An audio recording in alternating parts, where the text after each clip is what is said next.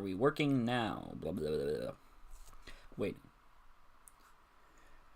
Okay, great. Okay, I actually got everything working. We should be good to go.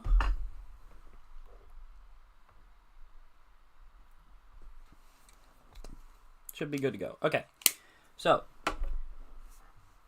today we are going to be doing exactly what the title said. I have a really hard time answering the question when it's brought up in conversation of what my favorite movie is.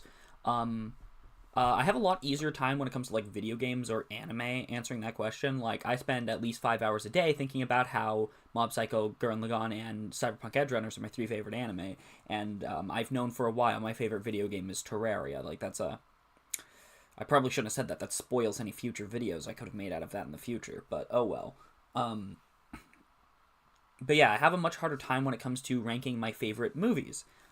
So I thought the easiest way to actually like definitively tell myself what my favorite movie is I looked through my entire DVD collection, as well as there's like 10 or so I've watched on streaming services on here before. But anyways, I took a couple hours yesterday, and I thought of all the movies I could even somewhat consider to be movies that I love. Not even like love, but love. Like the second tier. Like the top tier movies, like I these are my ride or dies. Now I definitely could probably filter this to like half size if we're just trying to figure out like what my like say 10 favorite movies are. I could definitely filter this down from, I believe there's 73 of them. I definitely could have filtered it down to like 30. Like all 3 Spy Kids did not need to be here, but they are, and we're going to figure it out together. What is my favorite movie? And if you have any suggestions for movies I should watch based on my apparent taste from watching this tier list, then let me know. I would very much appreciate it. Unless you're like giving me like joke suggestions for really bad movies. So, and honestly, I might enjoy that too. I do enjoy me a good like B movie every once in a while. Some of the most fun I've ever had watching a movie was Cocaine Crabs from Outer Space. Great movie. Everyone should watch it. So I think we're just gonna start off. Yeah, so S, A, B, C, D. We'll just keep that with as our tier names for now. Let's grab something random that's like a good thing for me to work off. Like, what's a good B tier here?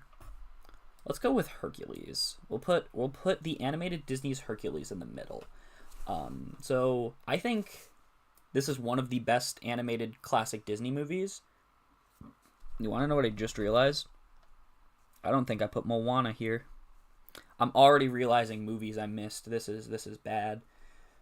I can't wait for like 2 days from now. I'll be looking back because I plan on editing this into a video, and I'll just be like, oh shit, I forgot the most important movie, Reincarnated as a Slime the movie. That movie's ass, by the way. We need to take a minute to add Moana to this because I love Moana so much. I can't believe I forgot it. I'm just gonna grab the first image.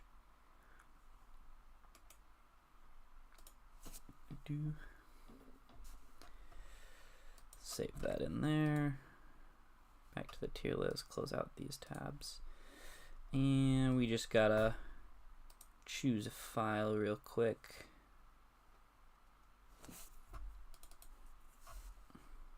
There. Moana is on the list now. Anyways, back to Hercules. I do think Hercules is one of the best animated classic Disney movies.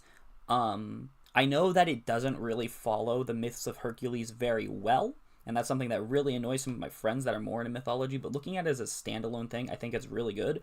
But I'm not going to put it as like one of my like S or A tiers. I think this is a good like a middle ground for me to work off. That way I can be like, would I rather watch this than Hercules? The Spydick Dude, I think you're actually the cringe one here. And just for that, I'm going to put your favorite movie in D tier. What is your favorite movie on here? I'm not actually sure. I'm going to think of it. If I can... Tell me your favorite movie. I'm putting it in D tier. So then, I think next one we'll go with is Disney's Aladdin. Not the live action one. We're talking original animated Disney's Aladdin.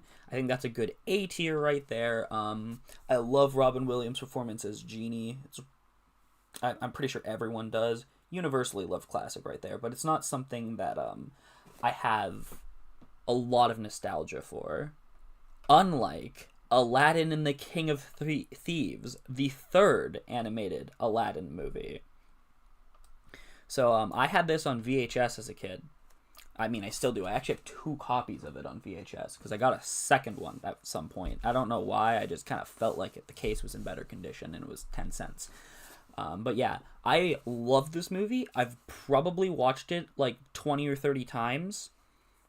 I don't know why. Like, factually, it's probably not as good as the first Aladdin. We're not even going to get into the second Aladdin, Return of Jafar. Like, that movie's awful. Probably because Robin Williams wouldn't come back for it. But he did come back for Aladdin and the King of Thieves. And it's just so many musical numbers from this are going to be stuck in my head forever. And it's like, I just love this movie. And I know already you're going to start seeing, I'm not going to have the best opinions in this video considering the first S tier is Aladdin 3. Speaking of S tiers, Scott Pilgrim versus the World. I am a huge fan of the Scott Pilgrim series. My introduction to it was the Scott Pilgrim movie. Though I do think out of like the Scott Pilgrim Takes Off anime, Scott Pilgrim movie, and the graphic novels, I do think it's probably the worst telling of the story, but it's still Scott Pilgrim. Like, I do think I would rather sit down and read all of the graphic novels. I definitely think it's the best telling of the story, and then Takes Off is kind of its own thing. You really shouldn't watch it without reading the graphic novels first. But it's really good. But yeah, I definitely think the graphic novels are the far better version of the story, but I still love Scott Pilgrim so much.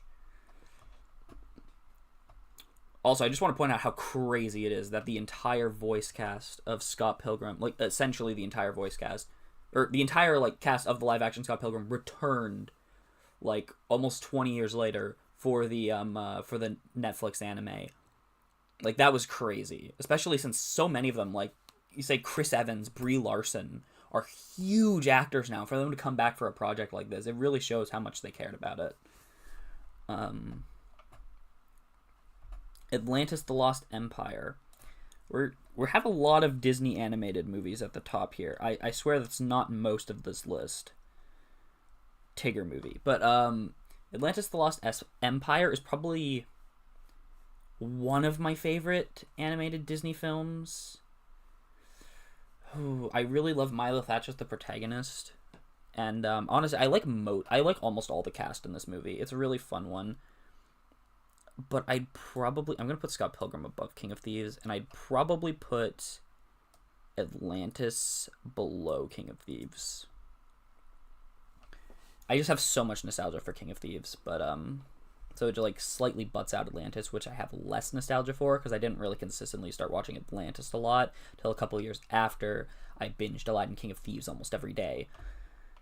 Going with more Disney animated movies no one's ever heard of, like King of Thieves, Buzz Lightyear of Star Command is also going to be going in S. Probably below Aladdin King of Thieves, though. I love the Toy Story films. More movies I forgot to put on here, but honestly, I probably wouldn't put any of them as my favorite anyway. Other than, like, Toy Story 2 would probably have been on here if I had remembered it, but I didn't, so I'm not gonna bother getting it like I did with Moana. But like, and I love Buzz Lightyear is clearly my favorite characters from those movies, and Buzz Lightyear of Star Command, oh, it is so good. I actually really need to watch the animated series that they made after Buzz Lightyear of Star Command, because I know it's something I'd really enjoy, but I haven't yet. And I just really love Buzz Lightyear of Star Command. I think the cast is really good.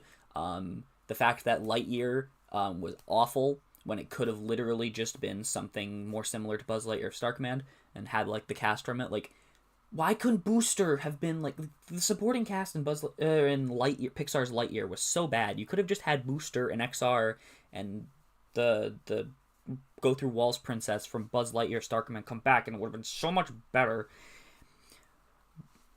But yeah, Lightyear actually might be my least favorite movie just because of how much of a disappointment it was. But Buzz Lightyear Star Command, it takes an S tier. So good. What are we gonna grab next? I feel like we've been doing too many S tiers, so let's grab like Sonic 2.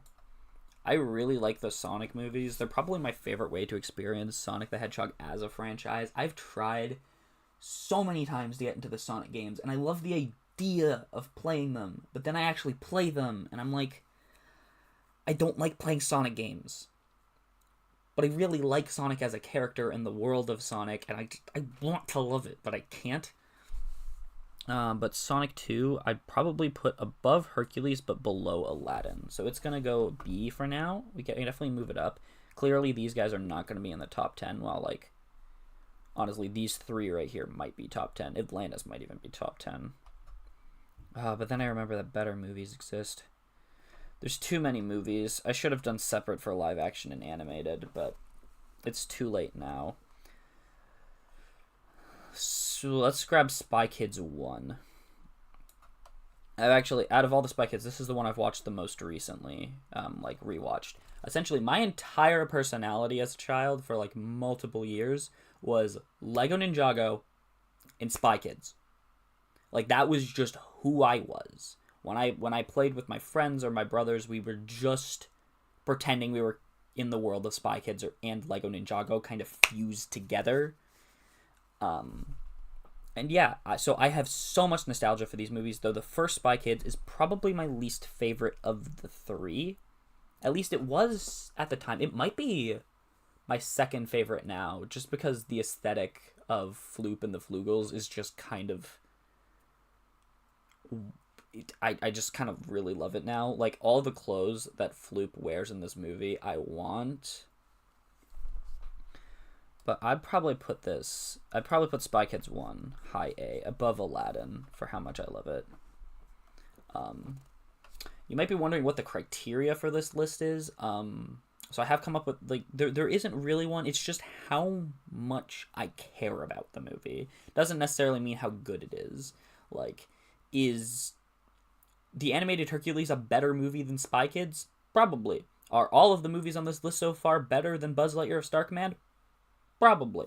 But it doesn't, like, I care about these movies so much because, like, Buzz Lightyear of Star Command and Aladdin King of Thieves, I watched them, like, so often, especially since I used to just, like, constantly have VHS tapes playing in the background while I, like, played with my Lego or whatever. So, like, I've watched them dozens of times each. But let's grab something a bit different in tone. Let's grab, like, Ferris Bueller. So I'm really into like movies like Ferris Bueller, and then like I have stuff like Uncle Buck, Great Outdoors on here, like those, like those kinds of comedies. I just really love them. They're kind of like comfort food for me. And though I wouldn't put any of them probably in the top tier, I definitely Ferris Bueller. I would probably rather watch Ferris Bueller over Aladdin, honestly. I really like Ferris Bueller. Ooh, let's grab a controversial one. Ghostbusters 2016.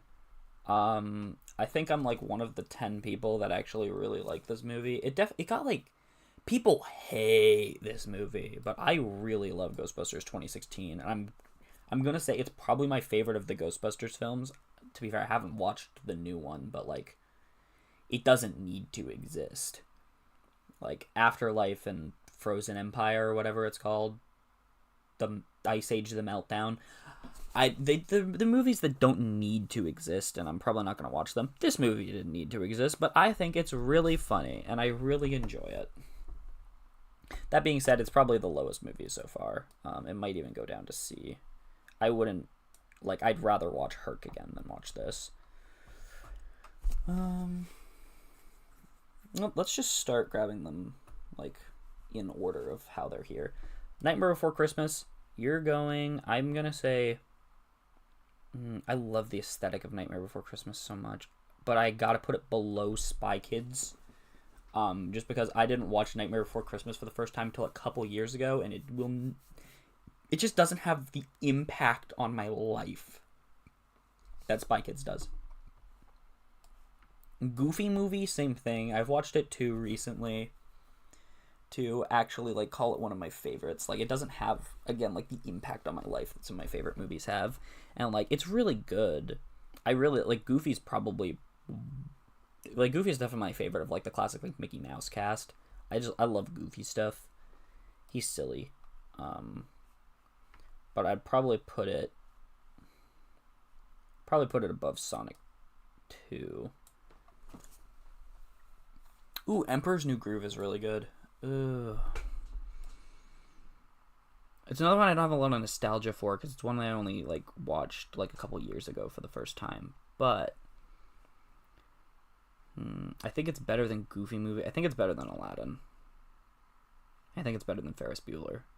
It's not going above Nightmare Before Christmas, so it's going to go between Ferris and Nightmare Before Christmas then.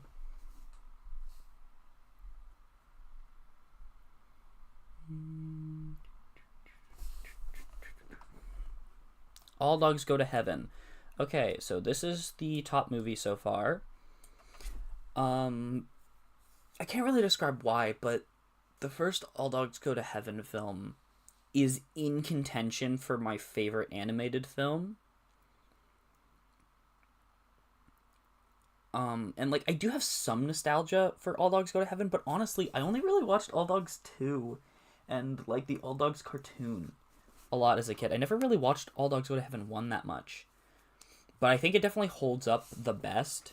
I kind of think All Dogs Go to Heaven 2 was unnecessary since it's kind of just a retelling of the story of the first film again. Like, all of the lessons that Charlie learns about, you know, friendship and caring for children, you know, it's essentially the exact same plot again, except now he has a romance interest that's going to serve as like the third main character of the TV series. And that's honestly what it exists to do. It exists to set up the TV series. And I don't like the art style as much. I love the art style of the first film a lot more. It's a lot grimier, and I loved this movie. If there's one thing you should take away after watching this, it's that you need to watch the first All Dogs Go to Heaven film if you haven't. I love it. It's about gambling debts. It's mostly just about gambling addiction. Oh, Kubo. Kubo is an amazing film. One of the most beautiful animated films I've ever watched. But it's one of those ones that doesn't have much of like it doesn't have a lot of impact on me.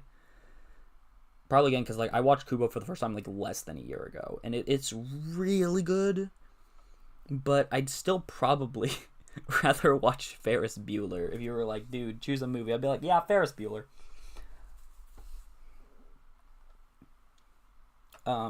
Tangled. I want to point out that the movie poster here for Tangled is absolutely hideous.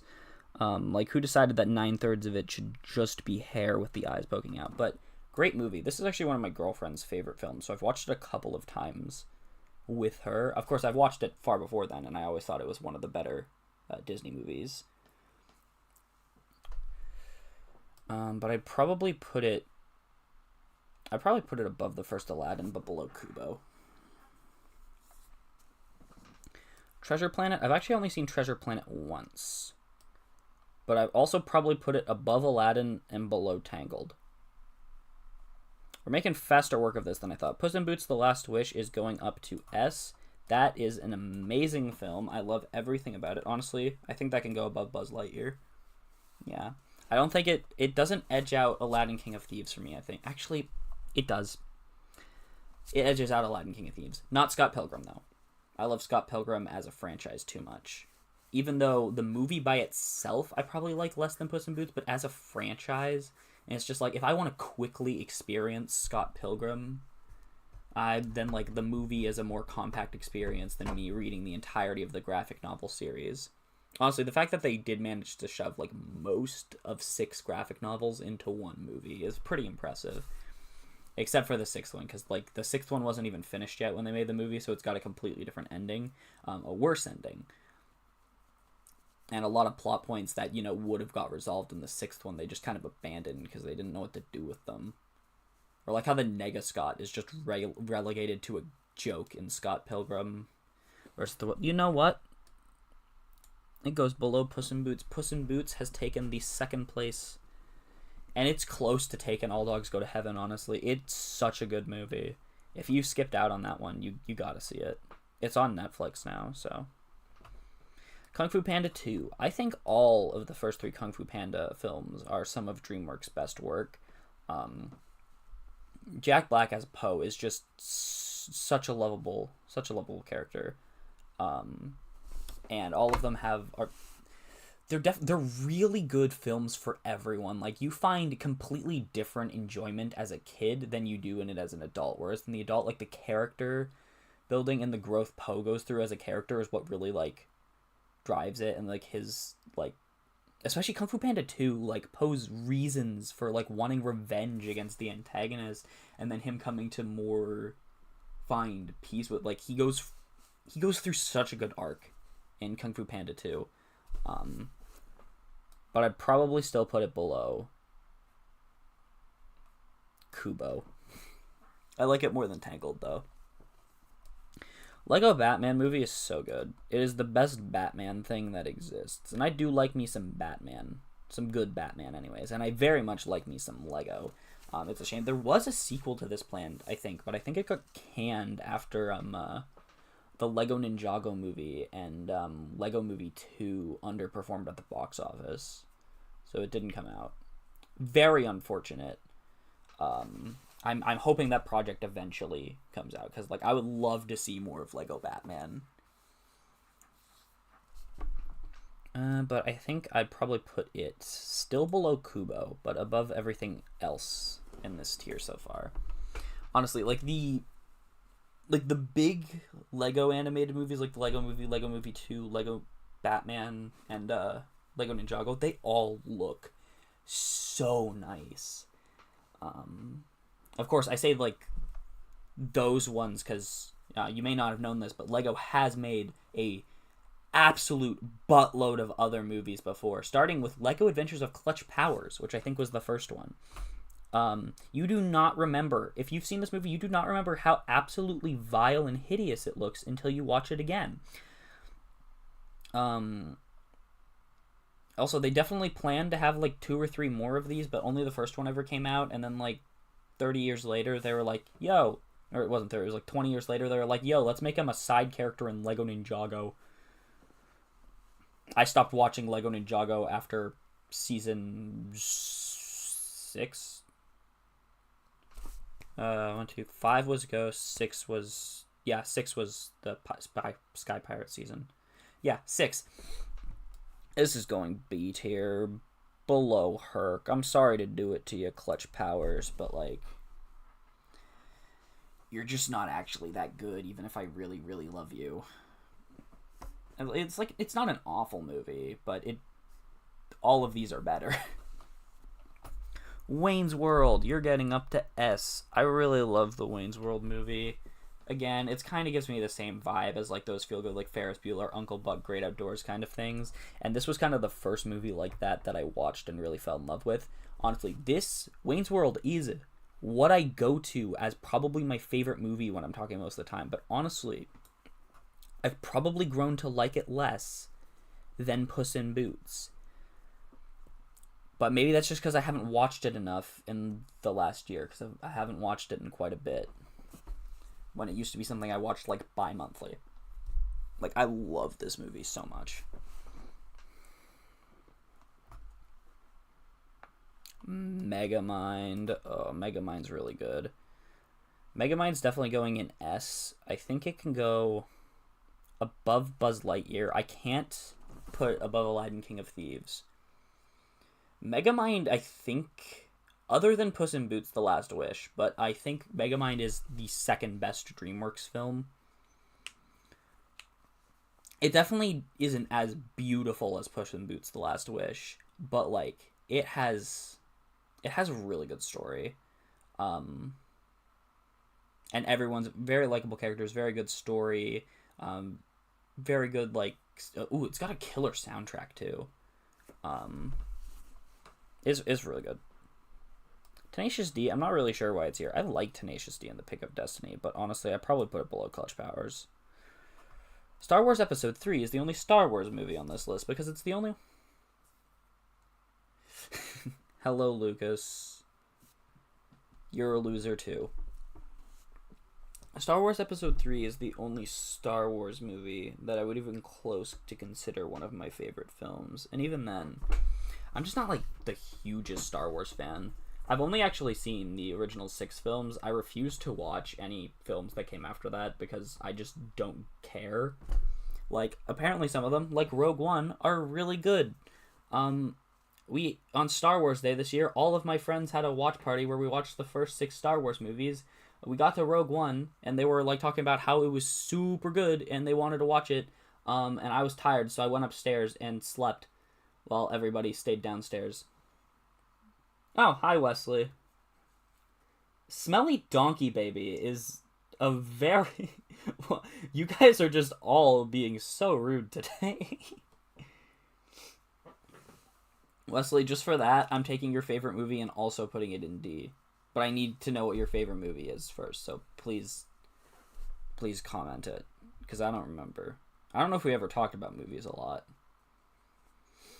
Okay. I was talking about Star Wars. Star Wars Episode 3, though, I still think goes above Goofy Movie. But that's the only place it's going. Oh, great. We get to talk about Spy Kids more now. I'm so excited to talk about more Spy Kids. Spy Kids 3D. This movie visually has not aged very well, but I think that is half of the charm. Oh, I kind of want to watch it now. I really like Spy Kids 3D. I'd probably say it was definitely my second favorite Spy Kids at one point. It was maybe your favorite movie's Nightmare Before Christmas. I don't want to move Nightmare Before Christmas from A to D tier, though. I like Nightmare Before Christmas. You make this very hard, Wesley. I guess I'll move it below Emperor's New Groove. Just like one place down. But Spy Kids 3D, where was I going to put it? I think it's got to go below Tangled. Now, Spy Kids 2 can... You know what? I used to definitely think Spy Kids 2 was my favorite, but I think I'd slightly put it below Spy Kids 1 now. So it's probably going to go here. Not having a Spy Kids... I'm moving Spy Kids 1 up to S. It's my favorite one now. I've decided. Spy Kids 2 does have, like, one of the rawest lines in all of cinema, though. It's like, do you think God stays in heaven because he, too, lives in fear of his own creations? It's like, that goes hard. Why is that line in Spy Kids? Ooh, we get to talk about Bill and Ted. I want to talk about Bill and Ted 1 before we talk about Bill and Ted 2. So Bill and Ted 1 is definitely going in S, undisputed. The problem is where in S it goes. I think it's going... Ooh, does it go above or below Wayne's World?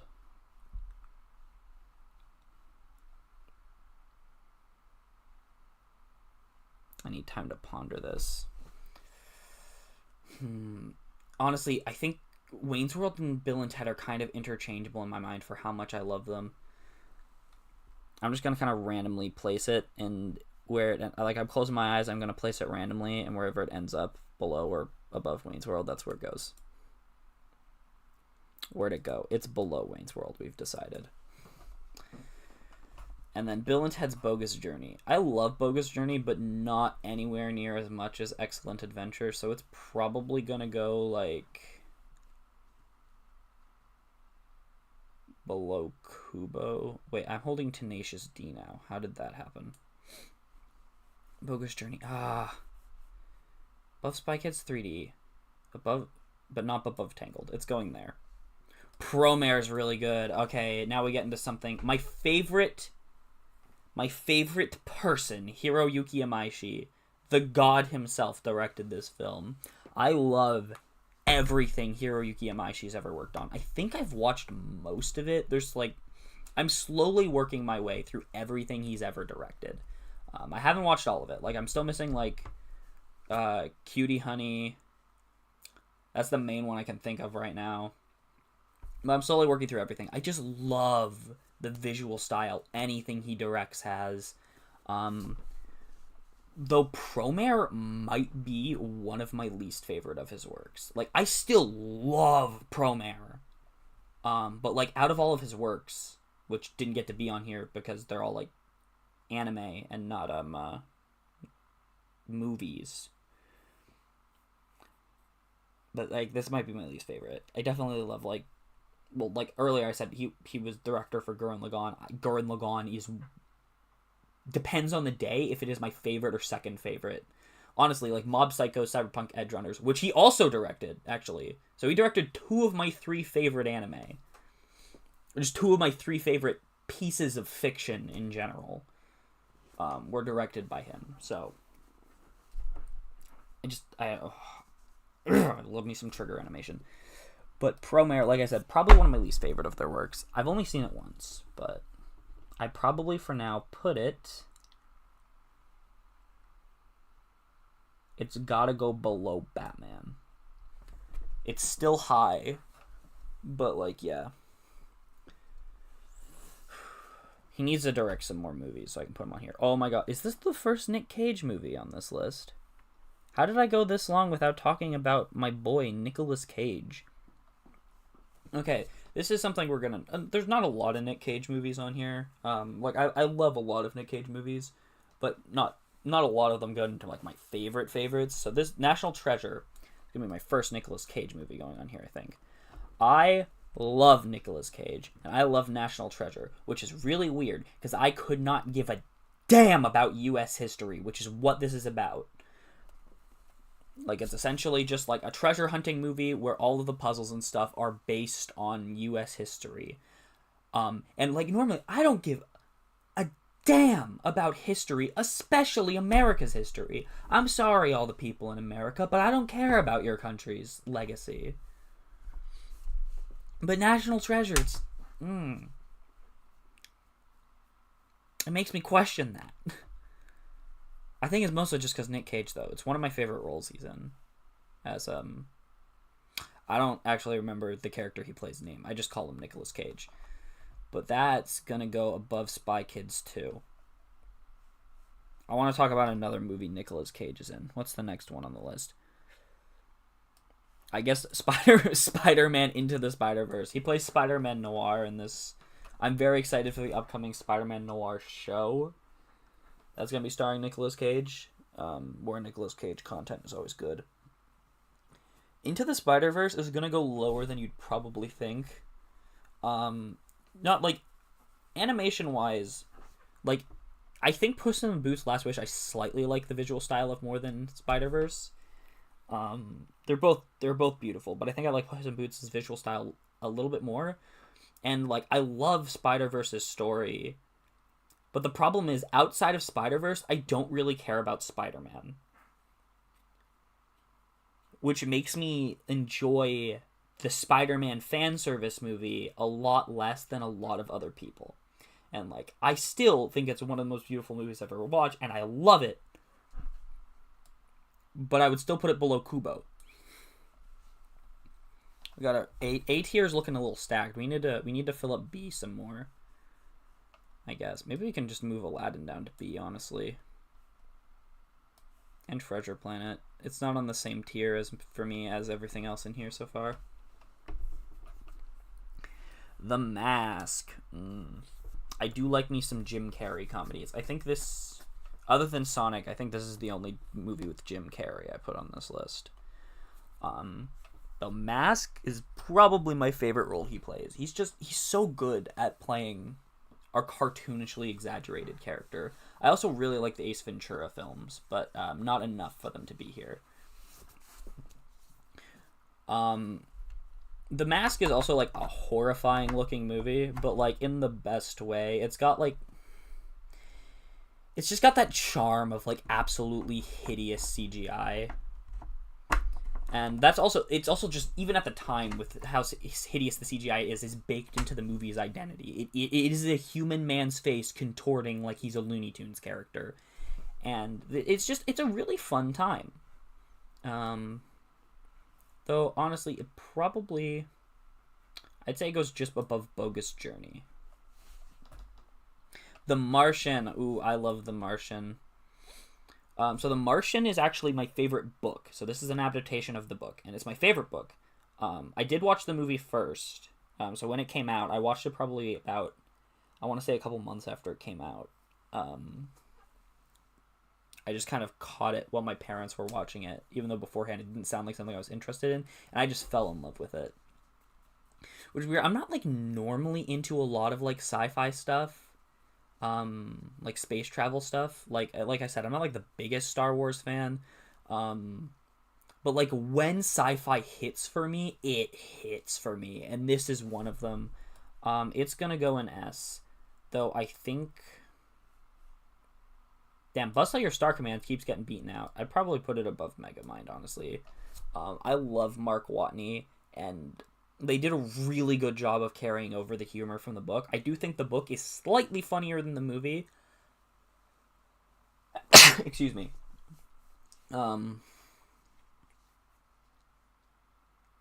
Yeah, I do think the book. Overall, the book is definitely slightly better, but the movie's still really good. Obviously, it's really good. I put it in S tier. Rango is also a very good movie. Isn't this done by... Who animated Rango? Wasn't it Blue Sky? Let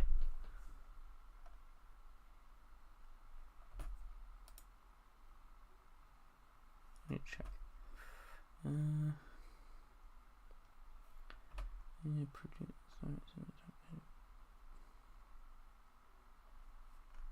Where the hell does it say what studio made it on here? Rango.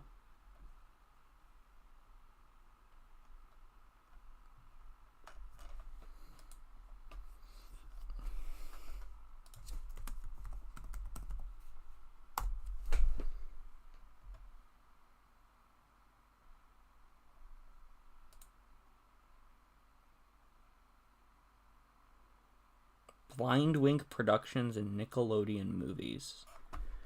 I've never heard of anything else they've made, but they knocked it out of the park with Rango. And also, I can never tell that Rango's voiced by Johnny Depp until somebody tells me, and then I proceed to forget again.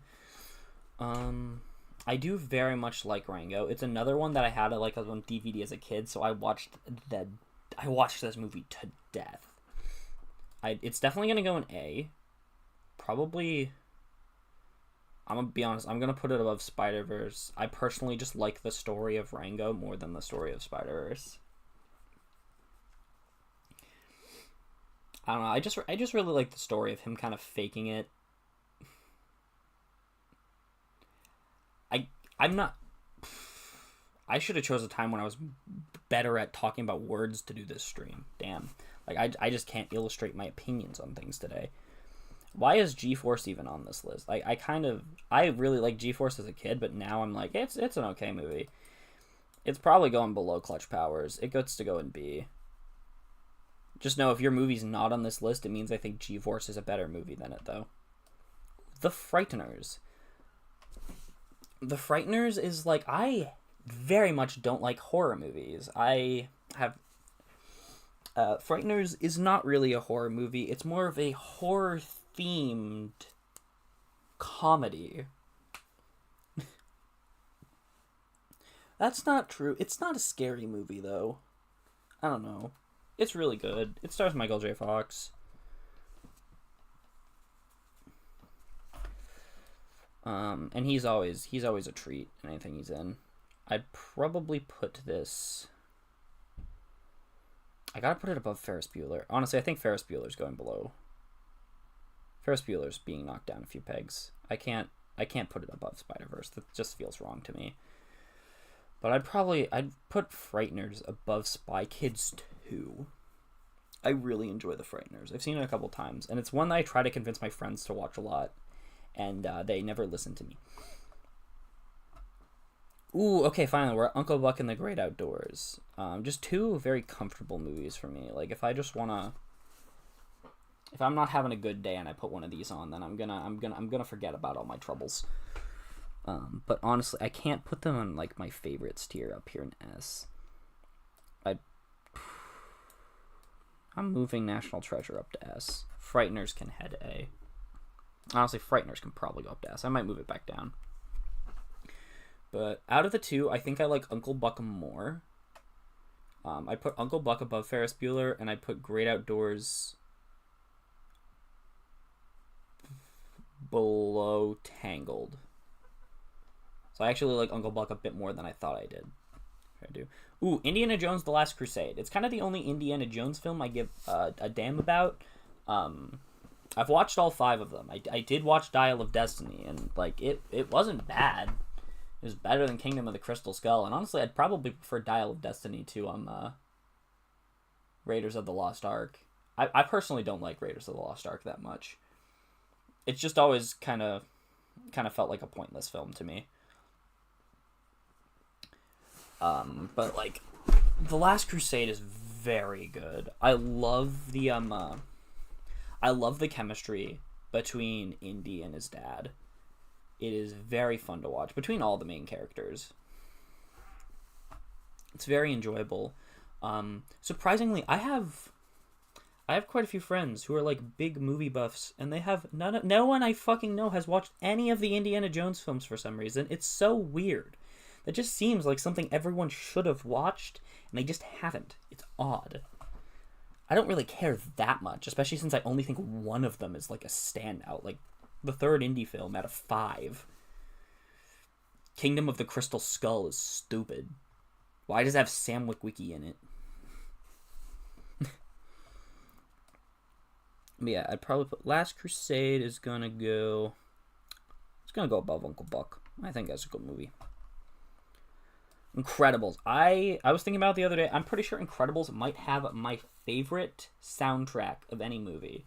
And I'll probably think of something I like more than it in like 20 minutes after I end the stream.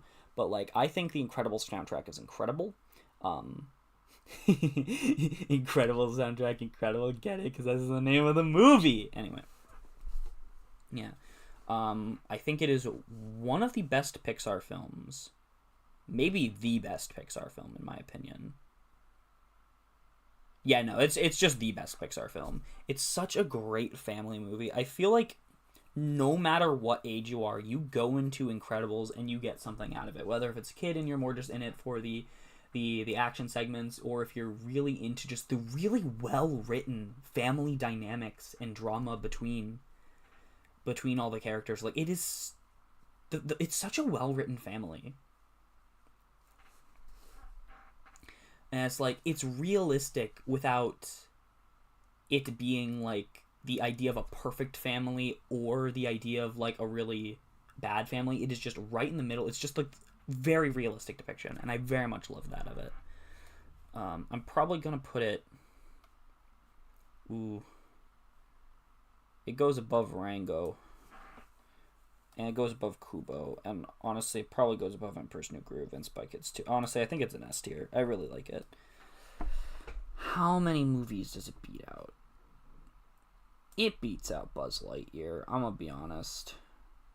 It might beat out Megamind. What are our top 10 right now? 5, 1, 2, 3, 4, 5. Okay, Buzz Lightyear of Star Command is now the 10th movie, and Incredibles has cracked the top 10. Only for Guardians of the Galaxy to come and take it away. I love the first Guardians of the Galaxy film, and the second and the third. Honestly, the Guardians of the Galaxy films are probably the only Marvel films that I really love. I'd probably put it...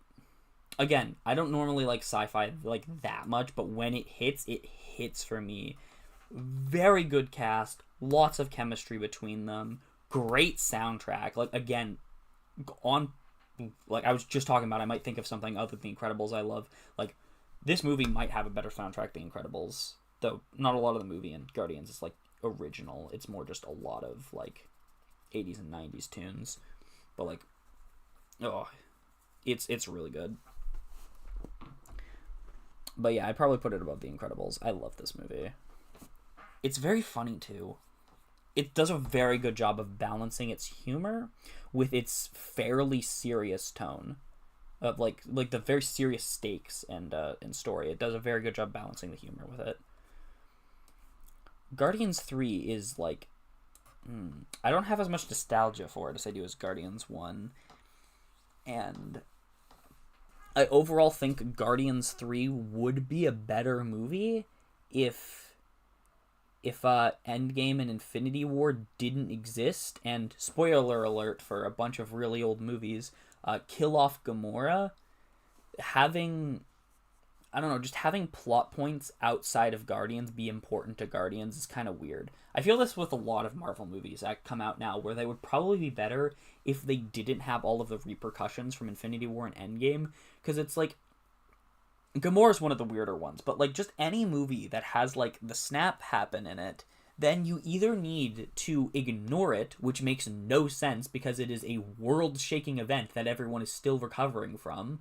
Like, all of a sudden, half the population was gone for 5 years, and now they're back, and they're freaking like they're friends and stuff that haven't seen each other for 5 years. There are partners and stuff that have moved on, probably found new love, and all of a sudden their wife is back, and it's like, you gotta balance tackling those themes or just ignoring them.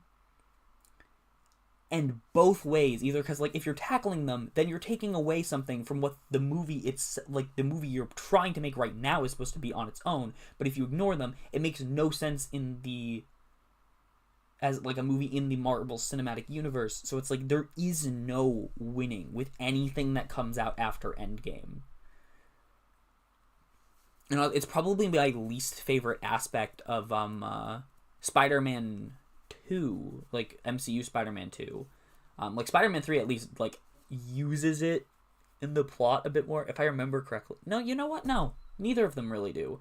Like, they bring it up, and it's a thing that happened, but they just kind of have all the important characters have been snapped out of existence, and it's like everybody thinks it's really weird, but we kind of have to push it aside so we can actually focus on the Spider-Man movie and not a movie about all of the issues that come from half the population disappearing and reappearing 5 years later. Right, I was talking about Guardians of the Galaxy 3. It's pretty good. I put it above Buzz Lightyear. I think Ratchet's backstory made me cry. Ooh, Back to the Future. We're going to talk about all the Back to the Future films in succession. Honestly, I think Back to the Future 1 and 2 are pretty interchangeable in my opinion. By the way, I do want to point out, I love the movie posters for Back to the Future. Just like, we got Marty the DeLorean, then we got Marty and Doc, and then we got Marty, Doc, and Claire, and it's great. I love these movie posters. Some of my favorite movie posters. But yeah, I think 1 and 2 are interchangeable, so they're probably going to go... I think I give the slight edge to 1 over 2. No, I give it to 2. It has less of Marty's mom trying to hit on him. But where is this going to go in here? I think it's below Frighteners, honestly, which is weird because I would not have thought that before. But yeah, and then I'd put 2 right beside it. I'd put 3 higher. I really much... You may have learned this by now, but I really like the third movies in series a lot of the time. But yeah, Back to the Future 3, probably above Guardians 3 for me. But it's not cracking the top 10, is it? Damn. That actually surprises me that I wouldn't put it in the top 10. Dragonheart's really good. I need to watch it again because it's been a long time, but I really love that movie. It's one that my dad really loves too, so I enjoy watching that with him. I very much need to watch it again because it has been years since I've seen it. I would put that... It's still probably B tier for me. No, it's above Bogus Journey. Removing Spy Kids 3D down to B. I'm removing Bogus Journey down to B. We need to spread everything out. It's too top heavy right now. The Tigger movie. This movie has a surprisingly serious plot for a Winnie the Pooh movie. It is about Tigger being sad because he has no family, and then he goes and almost dies in the Appalachian Mountains. That's a pretty good plot synopsis of the Tigger movie.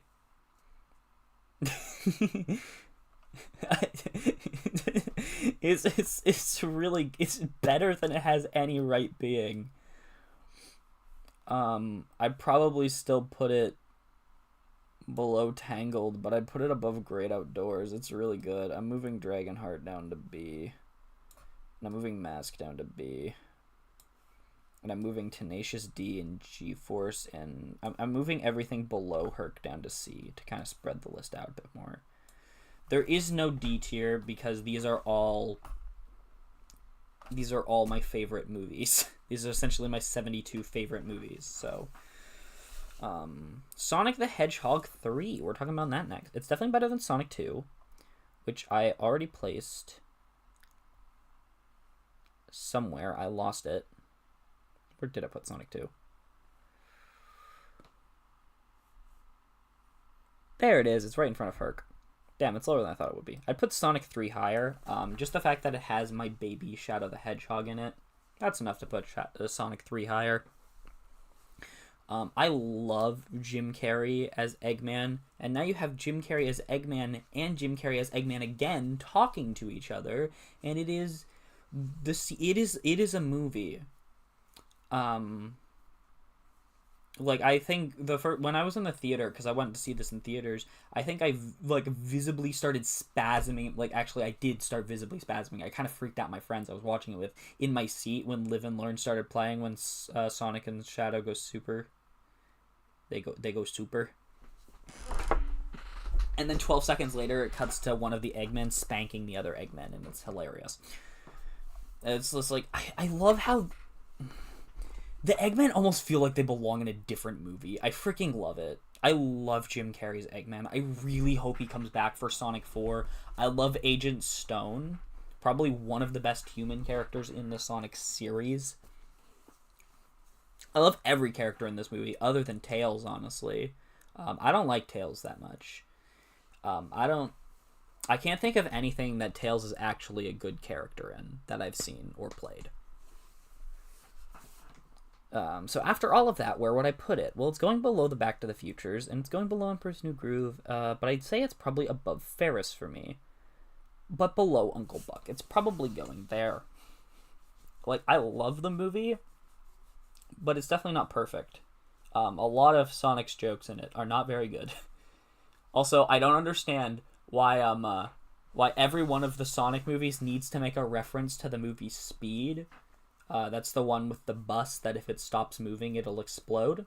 I don't actually remember if they did in Sonic 2, but the first movie has a clip where Sonic is, like, looking through a window and, like, Tom is watching Speed.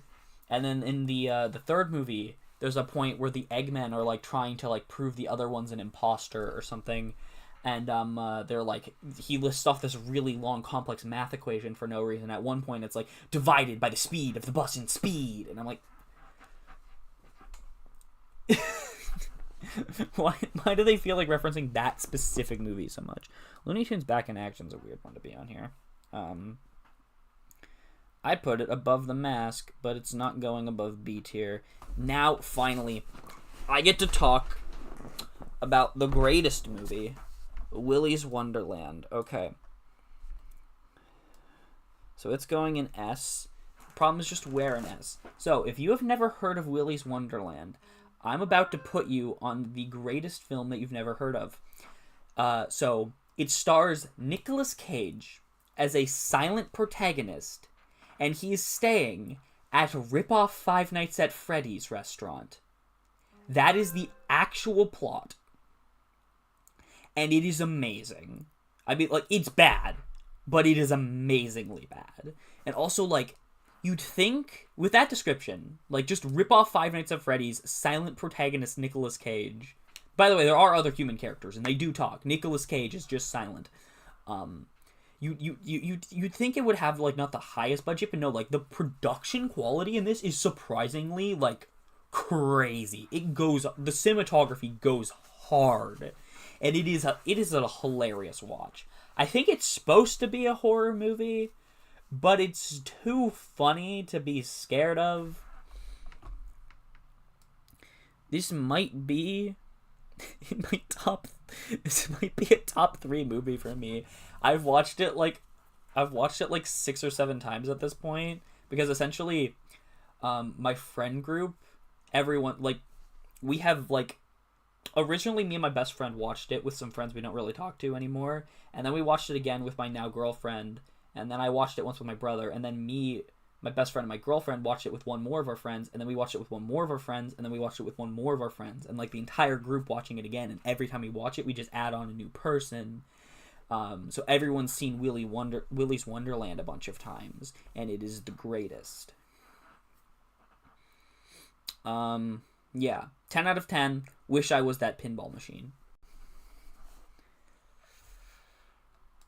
And now we're talking about Detective Pikachu, the Pokemon movie with Ryan Reynolds. I like that it's good. I don't like a lot of the... I'm not a big fan of the Pokemon anime. And that, sucks for me that I don't like the 1,000 plus episode show of my favorite franchise. I don't like one of the biggest parts of it, but so having a movie out there, like, even if it's live action, not animated, that like I really like is nice. And also, it actually, my parents also enjoyed the movie, so it's one way that I can finally actually share one of my favorite things with people who don't necessarily like it, which is something I really like about Detective Pikachu. It's just like, it gets my mom to care about what a Pikachu is. It's nice. I think it's a very fun movie. It's a shame they haven't done anything else since. I think they should get, what is it, like Legendary Studios? They need to give them a break from making like 20 Godzilla movies so they can make another live action Pokemon, because like I think they did a really good job with it, and I actually loved, like, other than like maybe Gengar. I think Gengar is the only design in the movie I didn't really like, but like every other design for like the live action Pokemon, I think they're all perfect. I love all of them. Maybe Jigglypuff looks a little bit more grimy than he's supposed to, but I also think that was the joke of that scene, is that Jigglypuff just kind of looks like a dick. Though outside of that, actually, I also really love Ryan Reynolds' Pikachu and Tim. I don't know this actor's name. I only know like 10 actors' names, and 5 of them are Nicolas Cage. I really like their dynamic.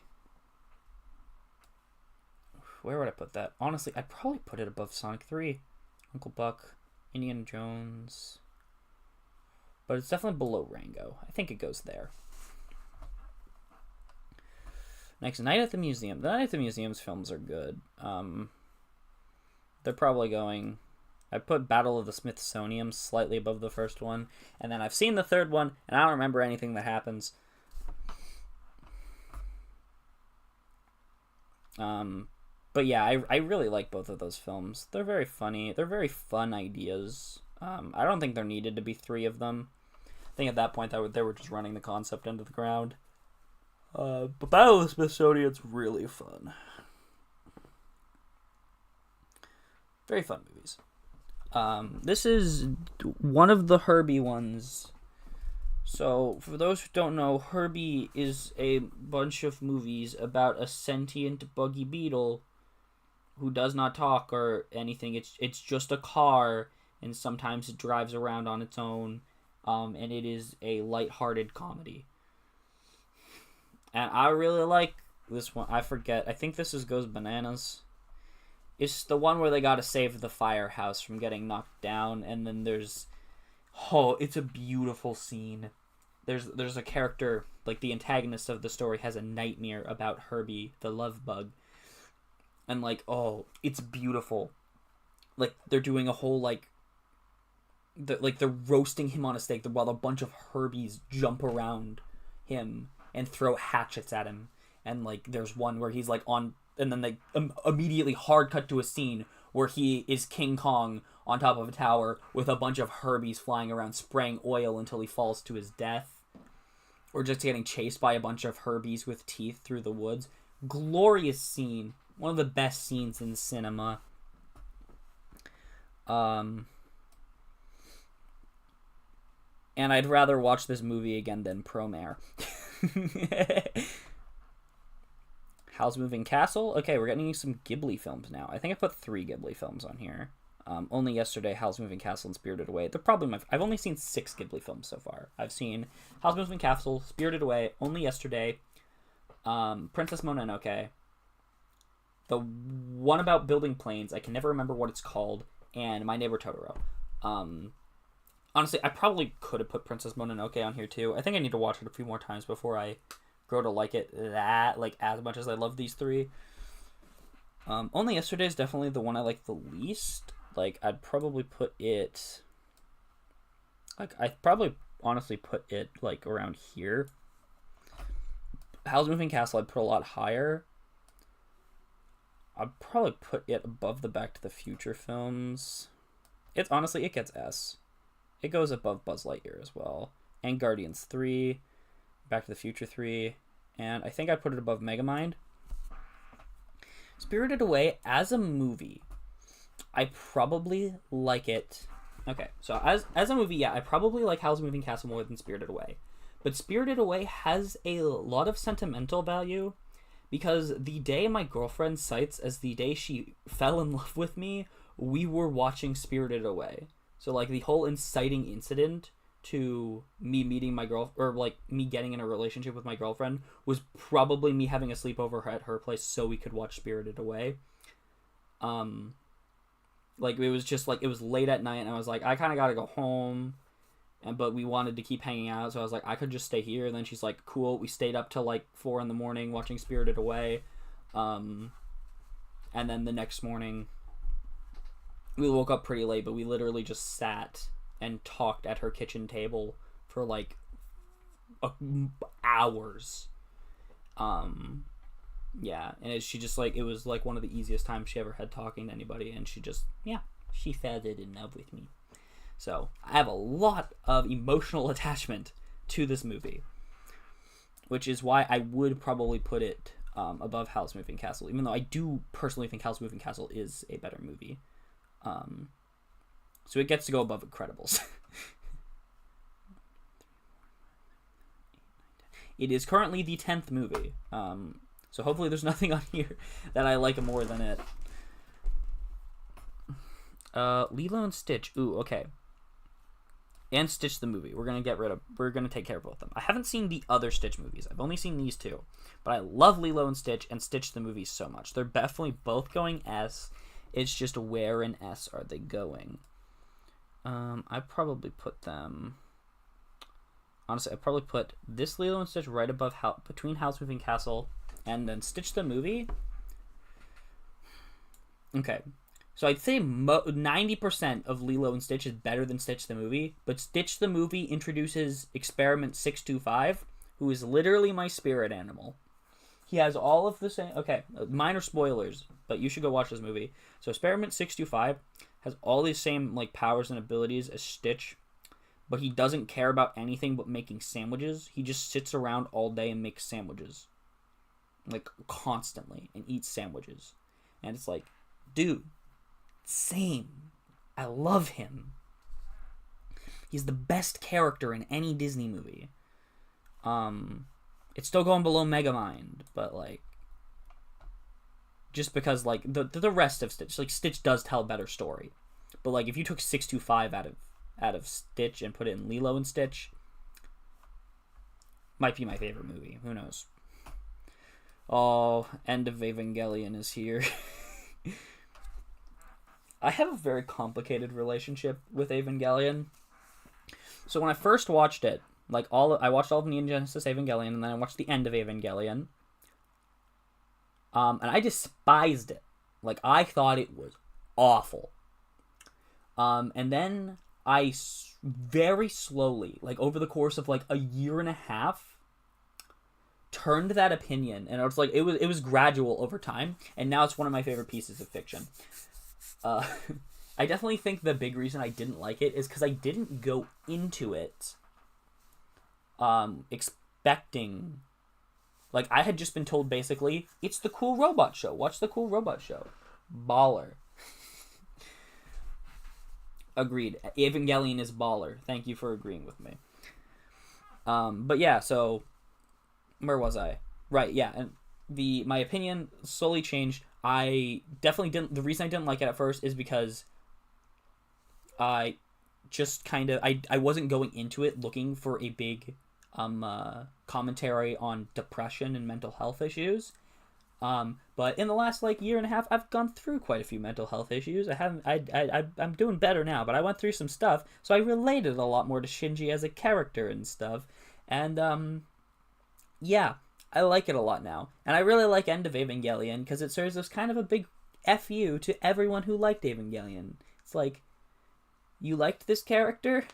Well, too bad. Bad things are gonna happen to them. I love End of Evangelion. It's silly. I also think it's really funny to make my friends watch it with no context of ever seeing Evangelion. My mother doesn't trust me anymore. I can't recommend her shows or movies anymore because I made her watch End of Evangelion and laughed the entire time. Though realistically, I'm probably not gonna put it. I think I'm gonna put it right below Megamind. Very good. Bit too incomprehensible to go higher. Pokemon the third movie, I don't know, this is probably the best of the Pokemon anime movies. I do really like the antagonist Molly and Entei, and it tells a very good story with them. If the protagonist wasn't Ash, I'd probably like it more. Yeah, but it's my favorite of the Pokemon movies. It's one of the only ones that I would say is like legitimately a good film. The rest of them, like, I'd say some of them are okay. Some of them are good, like, in the context of being just like another story told in the Pokemon universe, but I think as a standalone film, this is like one of the only good ones. And for that, it gets to go above Night at the Museum, but it's gets to go above Night at the Museum, and we're actually gonna bring The Great Outdoors down to B. Original Ghostbusters, I'm actually gonna put just below Ghostbusters 2016. I think I've decided I like Ghostbusters 2016 better than the original Ghostbusters. Dead Leaves! Oh, more Hiroyuki Imaishi. I'm so happy. I think I like this more than Promare, and more than Herbie. But less than Ferris Bueller. There's just not a lot to Dead Leaves. It is only an hour long, and it is just... like, don't go into it expecting any more than just a silly action romp. Like, there is no deeper story to be told, or complex character motivations. It is just a silly prison break movie, and it's got crazy action. It is a raunchy film, too. Good movie. I was watching it when my mom came into the room and told me my aunt had cancer. And then she started crying. Good movie, though. Fast 5.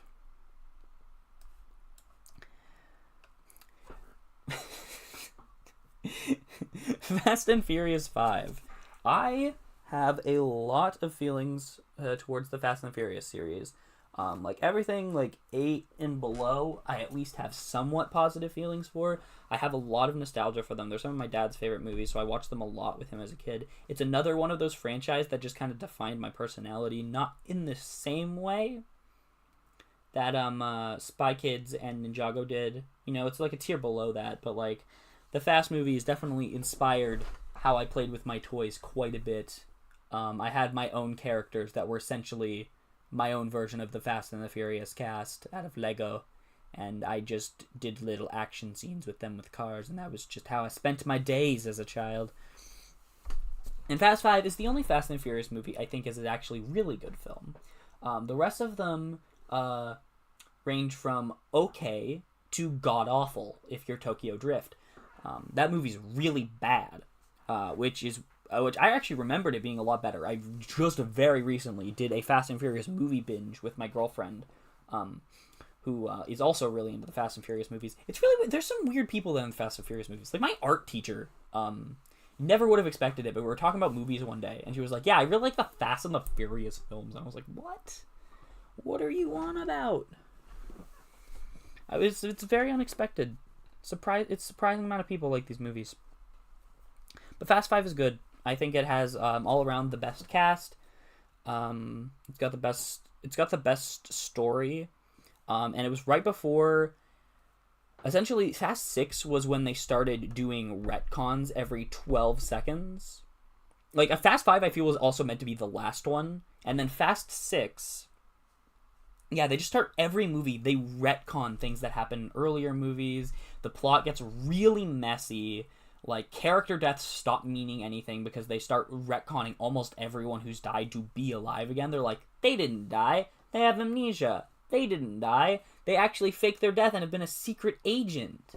That was actually the second time they retconned his death. They retconned him dying, like how he died, and then they retconned him so that he didn't die. Great writing. Yeah. And like Fast 6 I think is really bad. I'm gonna give my fast opinions on every Fast movie. Fast 1, okay. Fast 2, boring, but okay. Fast 3, god-awful. Fast 4, good. Fast 5, quite good. Fast 6, not good. Fast 7 is good. I think it's the last good one. 8, great action scenes. The rest of the movie is ass. 9, awful. 10, even more awful. 9 and 10 are really bad. I think it's really funny that John Cena's in them and plays a really serious character, because every time he's on screen, I can't help but just laugh. Like, he'll be driving a car, and I'm like, oh, that car's driving itself! Ghost car! And it makes it so I can't take anything that happens in those movies seriously. And it's when, like, the characters go from beyond plot armor to essentially, we are watching a team of superheroes. Like, Dominic Toretto just casually breaking steel chains and concrete bridges with his bare hands is bad. And then they go into space in Fast 9, and this was supposed to be the movie about silly bank heists and race cars. So anyways, now we're going to talk about the disappearance of Haruhi Suzumiya. That's going to go in S. I did only watch this about a month ago for the first time, and like I have mixed opinions on the Melancholy of Haruhi Suzumiya, the series that comes before this movie. I think it's 28 episodes by the end of it, and I'd say like half the episodes are amazing, and then of that remaining half, like a fourth of the episodes then are like kind of like okay. And then that other fourth are really boring. So it's like I think like half the series is really good, but like the rest of it can be pretty boring. I did watch it in chronological order, which most people actually recommend that you watch the series in release order, because the series did not air in chronological order. The episodes are all like mismatched, and apparently it's a better watch that way. I probably should have done it like that, but I didn't know what I was doing. I just wanted to watch the silly show. But any negative opinions I have on the Melancholy of Haruhi Suzumiya, it's worth getting to watch the Disappearance movie. It is so good. It is amazing. It's really long too. It's like 3 hours long. Which, like, I feel like I don't see a lot of 3-hour-long animated films. And it, like, is good quality. It stays consistent quality throughout. There's multiple tonal shifts that happen throughout it. And it's got a really good story. If you liked Melancholy of Haruhi Suzumiya, you're going to love the movie. It's really good. I honestly think you should watch the Melancholy of Haruhi Suzumiya just so you can watch the Disappearance movie with all the context that's needed to enjoy it. Because you can't watch the movie without watching the rest of the series, which is very unfortunate. For people that don't want to watch a 28-episode series about people going to school in order to understand the silly sci-fi movie. It's not silly, it's actually quite serious. But it's really good, honestly. We're tentatively... I know I made a really gushy story for Spirited Away, but we're tentatively going to put Haruhi Suzumiya above Aladdin, which knocks Spirited Away out of the top 10 into 11th place. I know. Damn, we're getting pretty close to the end. We only have, what is this, 8 movies left, and one of them's an episode of Scott the Woz. Let's get that one out of the way, because that's funny. Scott the Woz Borderline Forever. I kind of added this one on the end as a joke. I mean, it is the length of a feature-length film, and for me, who is a huge fan of Scott the Woz, it is amazing. I made my girlfriend watch it once, and she slept through about 2/3 of it, but the 1/3 of it she did see, she thought was okay, and that was nice.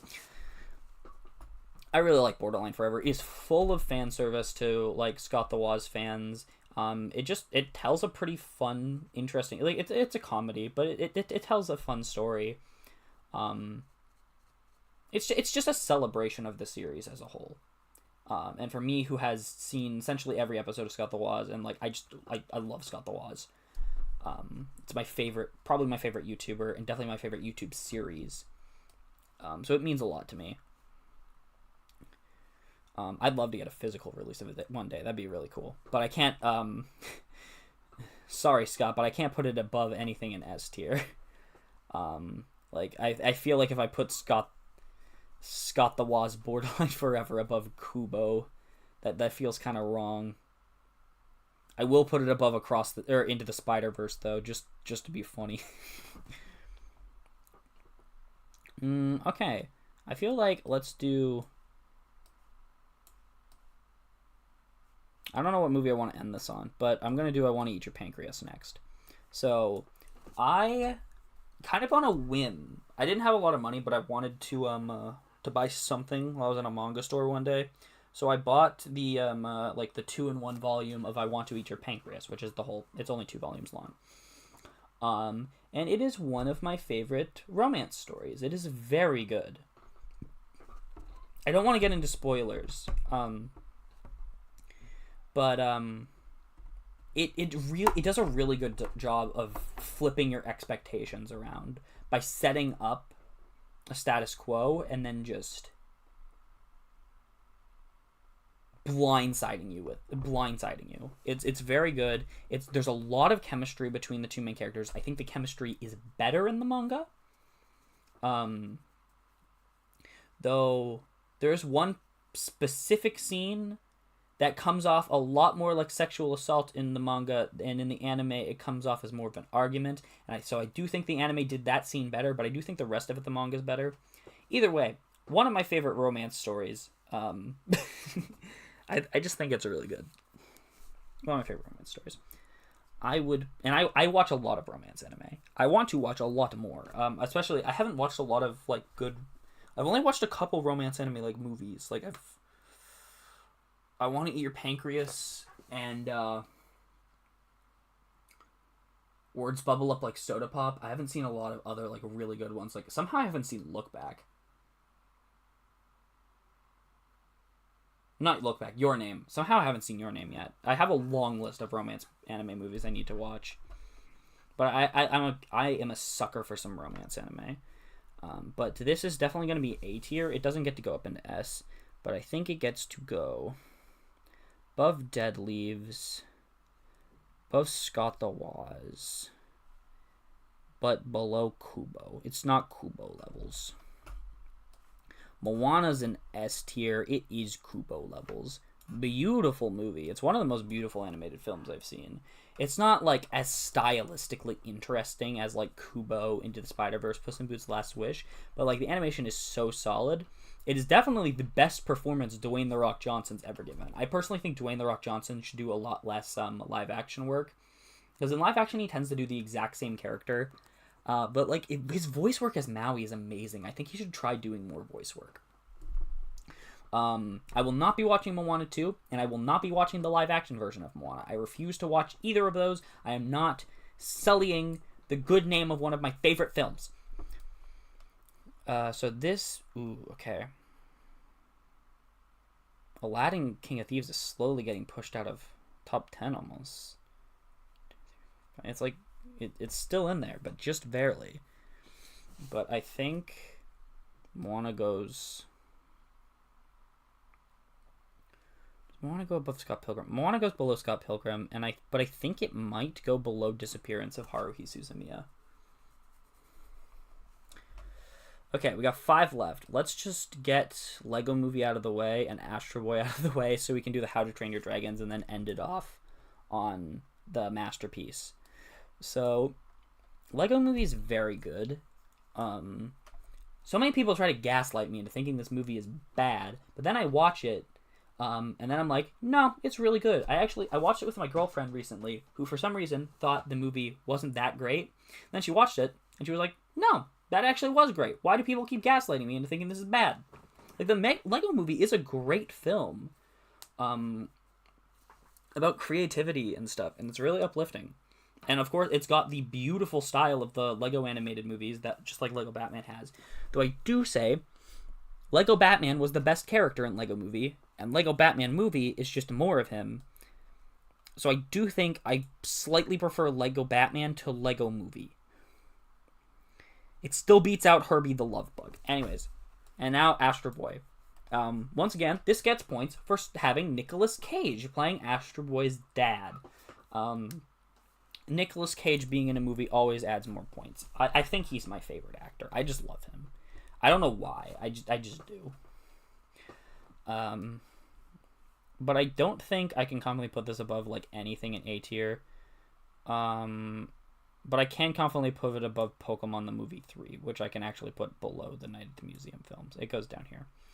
But I think Astro Boy gets to go there. Astro Boy was one of those movies, again, I watched a lot as a kid. I don't think it's necessarily aged the best out of some of my favorite childhood movies, but, like, there was a good portion of time where I would just, like, go fall asleep to this thing, like, every night. Quite a while, so Astro Boy B. We got 3 left. We're going to do the How to Train Your Dragons first. How to Train Your Dragon 1 and 2. 3 is not here because I only saw it once 3 years ago. I don't remember it very well, but I do remember that it emotionally destroyed me, and I need to I just watched the first 2 recently, and me and my girlfriend watched them together, and we were like, do we want to watch the third one? I was like, I'm not emotionally available enough to watch the third How to Train Your Dragon right now. I'm going to bawl my eyes out. So when I watch it again, I might put it in the top 72 movies. Who knows? But for now, it's getting edged out. I think one of my favorite things about How to Train Your Dragon... By the way, I have read all the How to Train Your Dragon books, and I loved them as well. They are essentially a completely separate entity from the movies because they follow close to 0 of the same story structure. And Toothless is a different character. They have the same name. They are different characters. In the books, Toothless is a tiny little green shit who talks about shit a lot. And it's just, in general, he's a dick. And can talk. Like, they are separate entities, but if you really did love How to Train Your Dragon, and especially if you really like the How to Train Your Dragon, cartoon shows, because I know they have some more returning characters from the books, like Alvin the Treacherous, who's essentially the book's main antagonist. I think you should give the books a try, because they're really good. How to Train Your Dragon 2, I think, gets to be an S. I really love How to Train Your Dragon 2, but How to Train Your Dragon 1 gets to go down a little further. Oh, as I was going to say, I love... Like, this is one of the best movies, in my opinion, for including a person with a disability. Like, Hiccup is the main character. At the end of How to Train Your Dragon 1, he loses a leg, and that just stays consistent throughout the rest of the movies. He is missing a limb, but I think... And also, there's more characters missing. Like Gobber is missing limbs, and the antagonist of How to Train Your Dragon 2 has missing limbs. I don't remember anything about How to Train Your Dragon 3. But, like, yeah, and they're done very well. Like, yeah, I just think it's some of the best depictions of people with disabilities in animated, especially animated fiction. Now, How to Train Your Dragon 2 is probably going to go right above Howl's Moving Castle, actually. I'm going to put it there. And How to Train Your Dragon 1 is going to go down here somewhere. I'd probably still put it above Kubo. I'd put it above Emperor's New Groove and Spike Age. Honestly, I'd probably put it here. Top of A.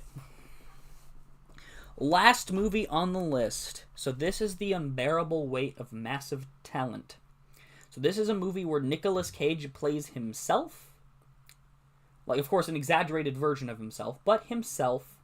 And he is a spy in a drug cartel because the person that is their target in the drug cartel is a big fan of Nicolas Cage. So I think it's the FBI approaches Nicolas Cage to be a spy for them, and it is really good. It's essentially like a buddy cop movie. I love it. For me, just being such a Cage fan is full of Nicolas Cage, that Nicolas Cage fan service. Tons of references. Like in it, there's a point where they go into a Nicolas Cage museum. Yes, I am live. I'm sorry I didn't tell you. I'm actually right at the end. I'm ranking the last movie. We're talking about I'm trying to figure out what my favorite movies are, Jess.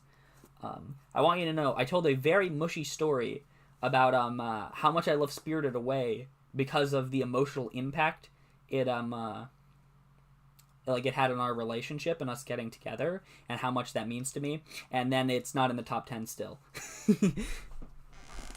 Or you can. I'm sorry I didn't tell you this stream was happening. I should have. You could have watched it, but you get to show up in time for me to place The Unbearable Weight of Massive Talent on the tier list.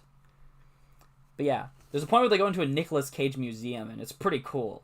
Essentially, it is just, if you love Nicolas Cage, this movie was made for you, and that's a good thing, because I kind of like Nicolas Cage. I'm not sure if you would have gathered that from this video. I'm not sure. I need to watch it again because I've only seen it once, but I would probably put it. It's definitely going in S. Do I put it above Lilo? It's grocery shopping. Would have been able to watch. Sorry. Next time I stream, I'll make sure I stream when you can watch, Jess. Where do I put it? I'm having trouble placing The Unbearable Weight of Massive Talent. I think it goes above Guardians 3. Is Moana above The Martian? Yeah, Moana's above The Martian. Honestly, Moana's lower than I thought I would put it. I put that below The Disappearance of Haruhi Suzumiya. That's in my top 10 favorite films now. That's surprising. I love The Martian, but I prefer, The Martian, the book is my favorite book, and I love the movie, but, I'd rather read the book. It would take me one, if I just want to sit down and experience the story of The Martian, yeah, movie's quicker, but, I do think the book beats it out, which keeps me from loving the movie as much as I love the book. More of these together, because you don't know a bunch of these. You've seen, I've tried to get you to watch a lot of these, and you never will. Uncle Buck's on here, and you didn't want to watch Uncle Buck's because you said it had bad vibes.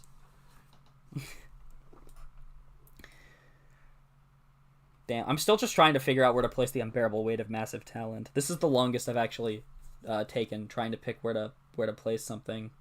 I want you to know that I did put the 200th episode of Scott the Woz above Spider-Man Into the Spider-Verse, so I'm very sorry.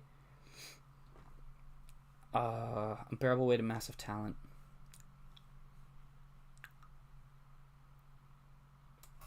One, 2, 3, 4, 5, 6, 7, 8, 9, 10.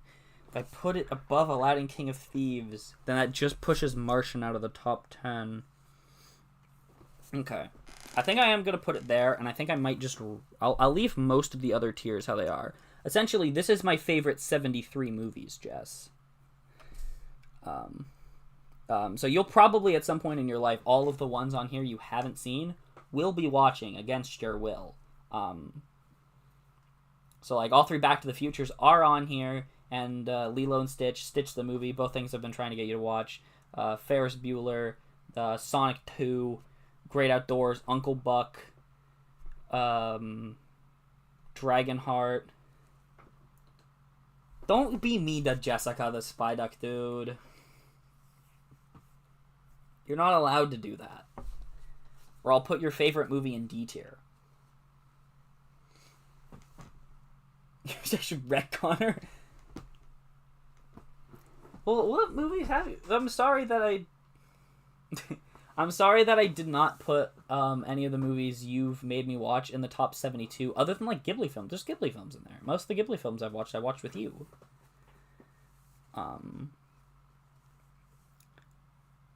But I'm sorry that I did not put the half of it in my top 72 movies, Jess.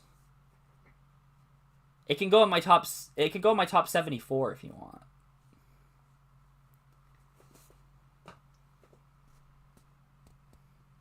Jess, how many of my favorite movies are you putting in your top 72 films?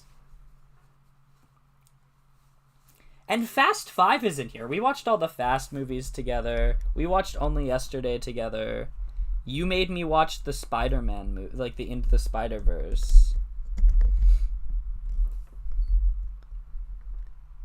I like there's a lot of movies on here you really...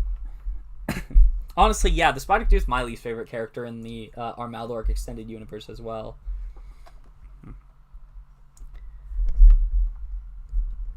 I think I'm gonna reorder the top 10. Do we still think Willy's Wonderland is my third favorite movie? You love The Martian. You do love The Martian and Scott Pilgrim. I wish you both terrible tidings.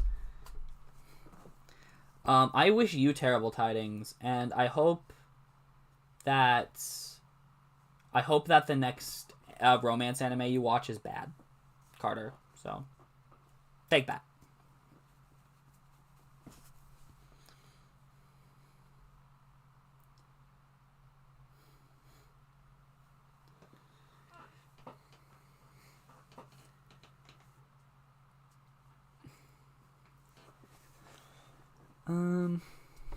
Yeah, top 10.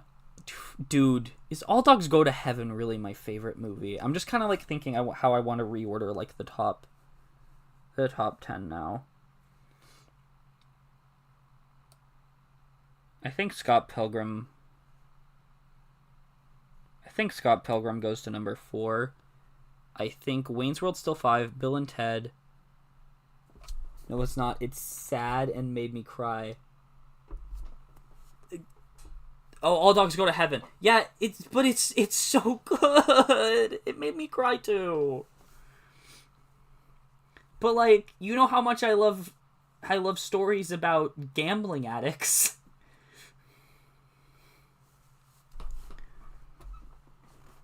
Barrel weight of massive talent.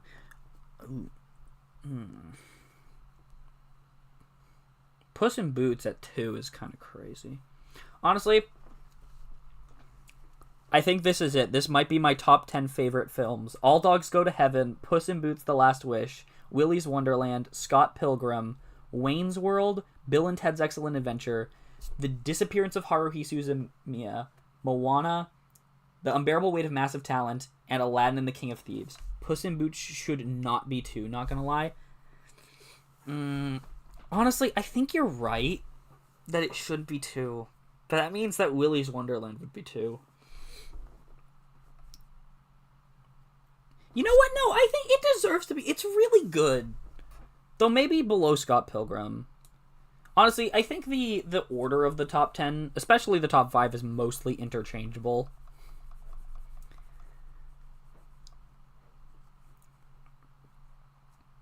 Martian's going above Aladdin, the King of Thieves, honestly. And Guardians of the Galaxy is going above that. You almost never talk about Puss in Boots, but you talk about the others way more frequently. Well,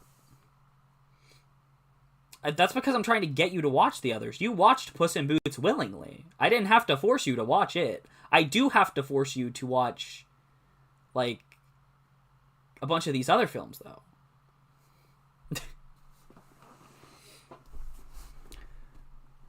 I really like Guardians of the Galaxy, though. And it's like the reason I talk about Incredibles way more is because I'm trying to get you to watch Incredibles, because you just don't understand how perfect it is. Anyways, the main point of this live stream is just to get everybody to watch Willy's Wonderland, because it's the best film ever made. I already said this earlier, but 10 out of 10. I wish I was that pinball machine.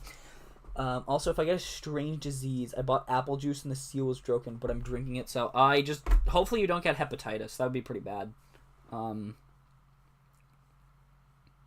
Yeah. If you do get hepatitis, then that would be pretty stinky.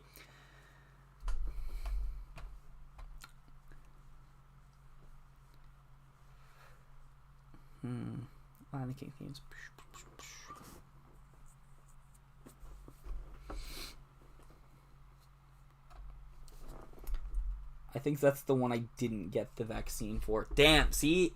I actually predicted. I predicted the right disease. That's how good my prediction skills are.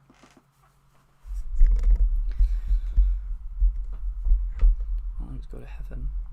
Is All Dogs Go to Heaven my favorite movie?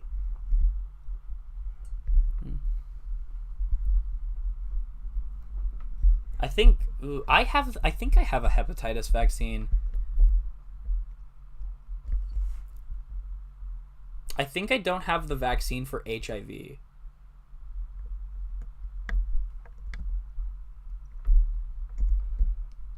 I think that's the one where, like, when I was supposed to get it, my mom knew a doctor that gave her, like, gave her a bunch of really bad reviews of the vaccine, doing bad health things to a bunch of people. So she was like, nah, we're not going to get that one. And then I just never did. I think it was HIV.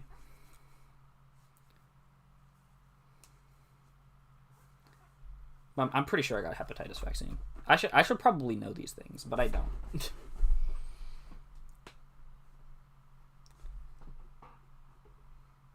That's not good. I might be wrong. I'll go check after the stream is over, and I'll let you know. Since when do I know anything about my medical history? That's what you're for, silly. Okay, so... Big Breach. I'm still just kind of like deciding if I'm good finally on this ranking, or if there's anything I want to move around in the top tiers. Like, I'm not really worried about the bottom few tiers right now, because it's like I'm not moving The Mask up to the top 10, but it's like a lot of these films, basically anything in S tier, I could probably put in the top 10 based on the day.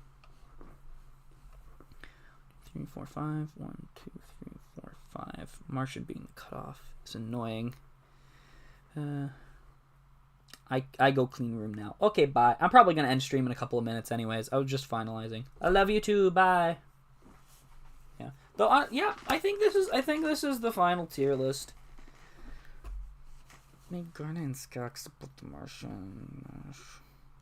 1, 2, 3, 4, 5. This seems right. Okay. I'm probably gonna end stream now. Thank you to the people that did show up. If there's any movie in the top 10 that you haven't seen, I strongly advise you to. I'm actually surprised that the lack of animated movies I put in the top 10, especially since, like, I've been so adverse to watching non-animated movies, like, the last, like, year or two. Like, everything on here is stuff that I, like, watched a while ago for, like, live-action stuff. And not because I dislike non-animated movies. I just, like, I've been big anime binge. I don't watch anything but anime lately.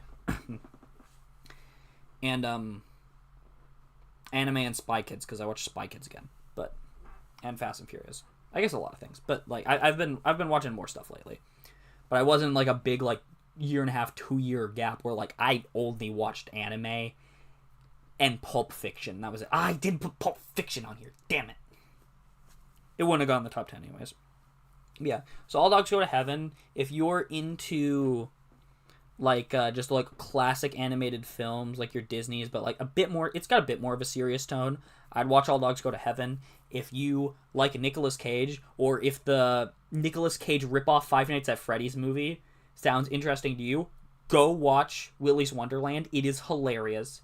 Scott Pilgrim, I'd probably recommend reading the graphic novels first and then watching the movie afterwards.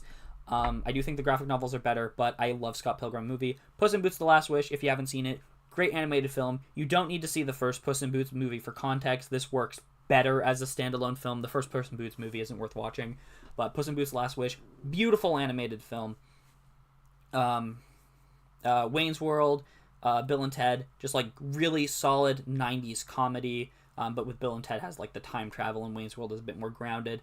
Definitely recommend that. Haruhi Suzumiya, like, kind of sci-fi-ish, honestly. Sci-fi drama, school life thing. You gotta watch the entire 28-episode series before you watch Disappearance, but again, recommend. Moana, Disney movie, recommend. You know what you're getting into.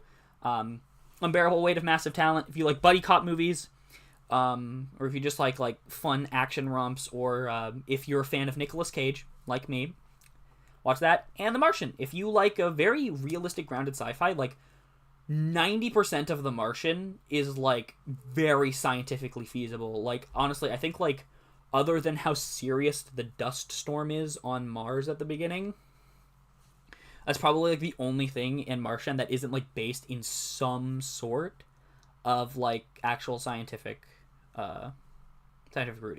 Is a very good movie. Definitely recommend it. I didn't do a good job of describing the plot, but the main character is really funny.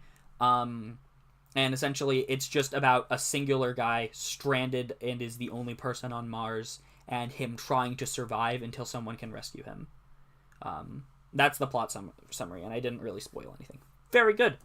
And honestly, anything in S tier you haven't seen, very good. I recommend all of them. So have a great day. I think I'm going to end stream now.